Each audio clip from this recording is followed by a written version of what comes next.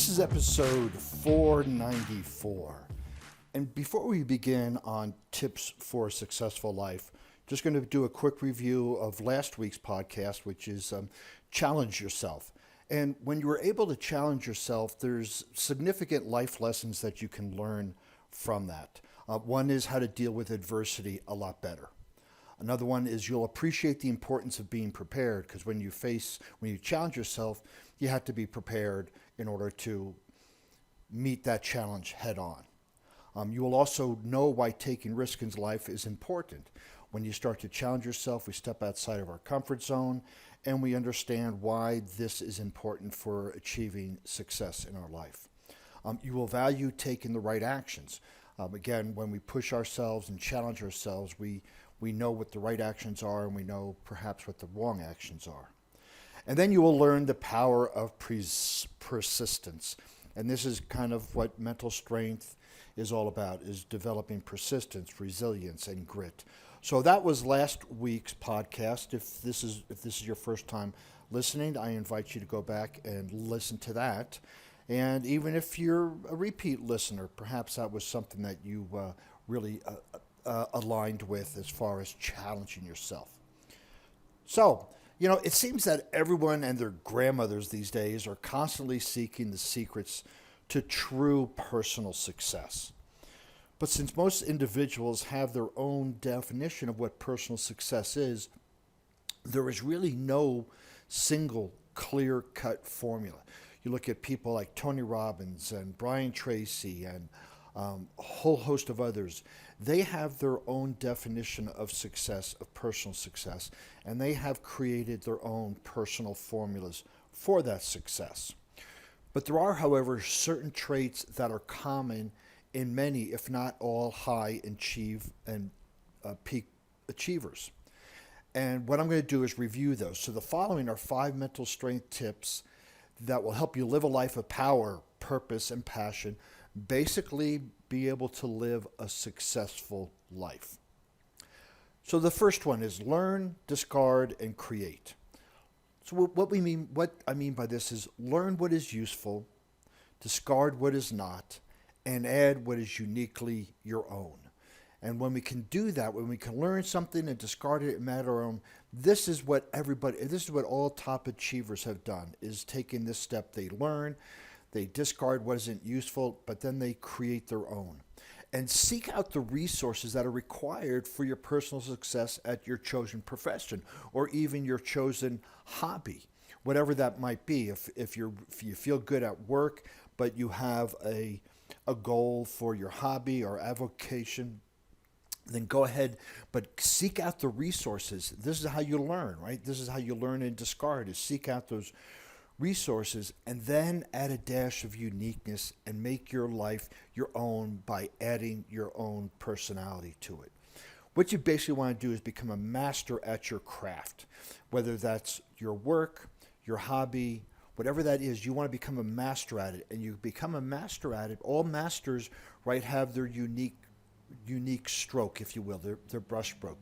All of the painting masters, all of the musical masters, they all have their unique. They all, for musicians, they all play an A, B, C, G, whatever the chords are, they all play it, but they add their own uniqueness, and that's what makes them so individual. And so I would ask you to become a master at your craft by adding your own uniqueness. Go beyond your limitations. Hey, this is in alignment with what we talked about last week, is challenge yourself. Right? Most high achievers were told they couldn't do it.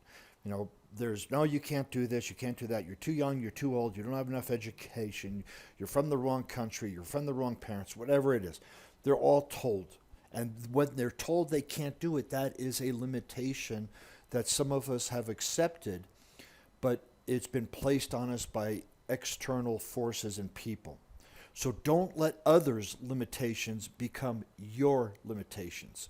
When somebody says you can't do it, what they're really saying is, I can't do it because this. So if I can't do it, you can't do it. And they're projecting their own limitations on you. So do not accept the gift of limitations. Use your mental strength and learn to break down the barriers of your comfort zone. Again, if you want to get some more specifics on this, last week's podcast about challenging yourself. You need to constantly push and challenge yourself every single day. Be open to change, possibilities, and adventure.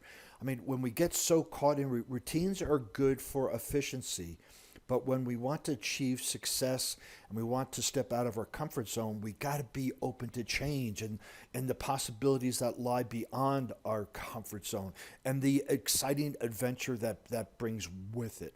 So believe you can do it, right? Believe whatever your goal is, again, whether it's a career or a hobby, believe you can do it and go after it. Set goals. If you listen to this podcast for any length of time, you know I'm a huge believer and proponent of setting goals. Always have personal goals you're striving for and professional. Always, always, always. It doesn't have to be it. So there's a daily task that we do. I got to brush my teeth, go to the shower, go to the gym, etc., etc. Those are to-dos. But you want to have personal goals. And a goal, I like 1 year goals because then we break it down into 3 months, 6 months, 9 months, and 1 year. And then we can break those down into weekly action items that help us get closer to that. So whatever it is, whether it's a 3-month goal, a 1-month goal, you gotta set personal goals because those goals are something that you have never achieved before. That's what a goal is. If you've already achieved it, it's not a goal, it's just a to-do. But goals are outside your comfort zone. Goals are something that you have never achieved before. So you gotta have your goals. And what this does is this serves as your itinerary for life. So what am I gonna do today? Here's the itinerary. Well, here's my goals, so I'm going to do this, this, this. If it's to deadlift 415, well, my itinerary is I go to the gym, I practice my deadlifts, I come home, I have proper nutrition, I have proper hydration, I have proper rest and recovery. So that would be your itinerary based on that goal. But for every major or minor decision you make, should be geared towards the fulfillment of your personal goals. Now, that doesn't mean every single thing you do every single day because we have laundry, we have cleaning, we have stuff. But there should be an action, at least 1 or 2 actions every single day that are getting you closer to your personal goals. Then, when you set your goals, be patient, be flexible. Don't be discouraged by delays or minor setbacks. You have your entire life to reach them. And remember, there is no failure, just feedback. And then there's correct and continue. So you take some action towards your goal. You didn't get the results you want. You correct and continue towards your goal. Correct and continue and learn from every single experience. The only way you don't achieve your goal is when you quit. You can keep going. It doesn't matter how long it takes. So the thing that's flexible is perhaps the time frame on it, but the goal is not. You want to have that goal hardwired in your brain that no matter what, you are going to achieve it. Let's say you give yourself a goal to hit something in 3 months. 3 months you don't hit it. You then push it out another 2 months, but you do not stop. You keep going, keep going, keep going. So what you want to do is you're going to create your own destiny. You are the master of your life.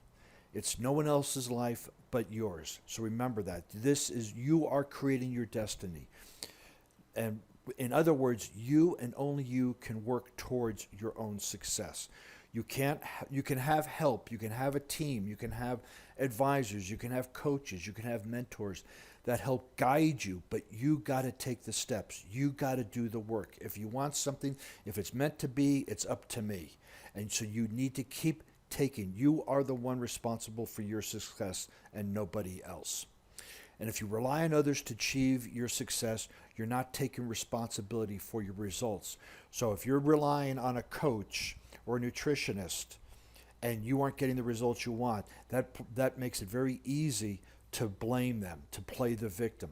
But in reality, you use their information as a roadmap, as a guidelines. But if you're not getting the results you want, you go back to and I'm speaking about, physique transformation or athletic abilities, you go back to your coach and go, this isn't working for me.